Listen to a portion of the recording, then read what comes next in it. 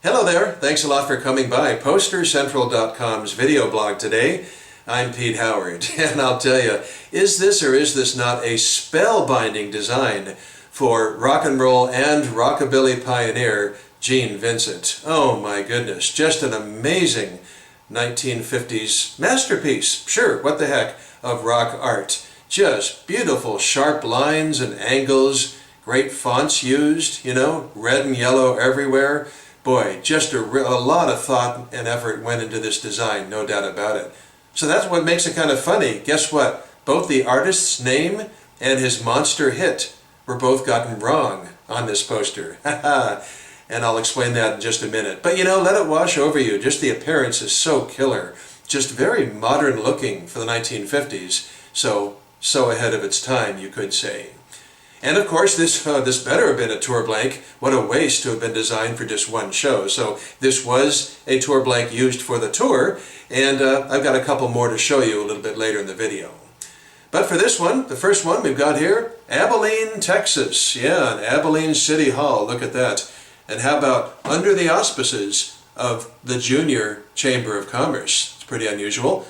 Sort of makes you wonder if maybe Gene had to be on his best behavior with, the City Hall involved with the Chamber of Commerce and everything. Better watch that rock and roll attitude. You get run out of town on a rail, I guess. And you've got Monday, November 16th, 7:30 to 10:30, and tickets at Harry Simmer Drugs. Although underneath that cross-off, it was printed as Harry Simmer Music. So probably a businessman in town who owned a record shop and a drugstore and everything else, and the final desto for tickets was the drugstore. Advance $1, and at the door $1.25. And then you've got this permanent portion of the poster. One thinks when it looks this good, maybe designed by the national booking agent in New York or something, but no artist credit or anything is given. But if you get in closer and you look at that yellow box, it starts off Mr. Bebop-a-Lulu himself. And that's kind of a ugh, right? Bebop-a-Lula was a top 10 classic in 1956. So, as a music historian, I was pretty derisive when I first saw this poster and just thought, oh, come on, And then I eventually came to realize that Gene actually sings that Lulu every other time, if you think about it. It goes, Bebop-a-Lula, she's my baby. Bebop-a-Lulu, I don't mean maybe. And that's what he sings through the whole song. So a little bit of, forgiveness given there for that because it is sung a lot as it's printed here. But, come on, Rolling Stone magazine called it the 103rd greatest song of all time. Of course, they wouldn't have known that in the 1950s. But anyway, I suppose it adds to the poster's charm. Continuing in that fun yellow box, you saw him with Jane Mansfield in The Girl Can't Help It, the classic 1956 movie which had a lot of rock and roll elements. Now see him in person and dance to his Capitol recording band. And then, holy cats, the centerpiece of the poster, that Gene Vincent in a spectacular font. You gotta just love this to death. It is simply remarkable. And below that it says, and the Blue Caps.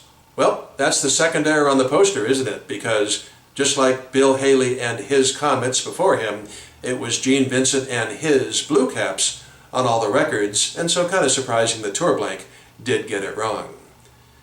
And you've got that great action shot of the band in the lower left corner, and it's posed in the studio, I'll admit it, but it sort of adds a nice special touch to a concert poster when you've got both the formal posed headshot and an action shot to go along with it. It just really looks nice on a poster, sort of like it did on Topps baseball cards in the famous 1956 set, appealing to the few baseball card collector brothers of mine out there in Posterland.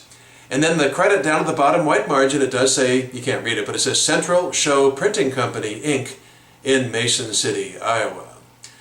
So, as I've mentioned, this is a tour blank. This was a tour blank. Don't want to waste it on just one show. So I've got images of a couple of other examples to show you.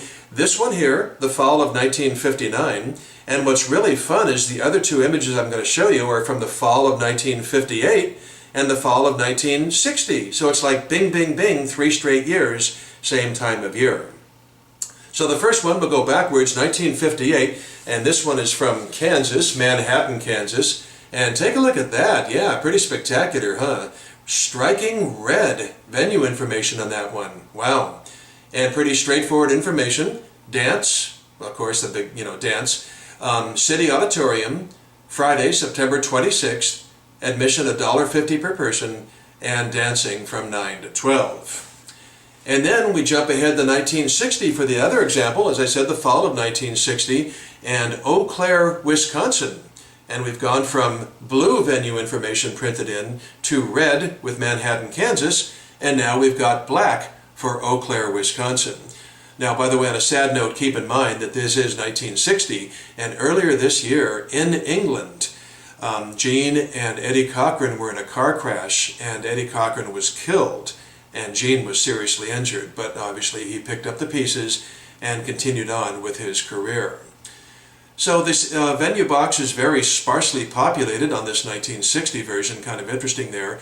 Radio station WAAXX presents Friday, November 4th, Fernier's Ballroom, and then I love what it says right above the color portion. Yep, parents get in for free. All others pay $1. Probably teenagers, so that's just really fun wording. I'll make sure you can see it on there. Well, regardless of which year and which town the tour is in, I guess one thing all three posters have in common, we can be darn sure the teenagers were dancing to the bop, right? Rockabilly and rock and roll pioneer Gene Vincent today. Thanks a lot for dropping by. It's been great fun, and we'll see you again for something soon. Bye-bye.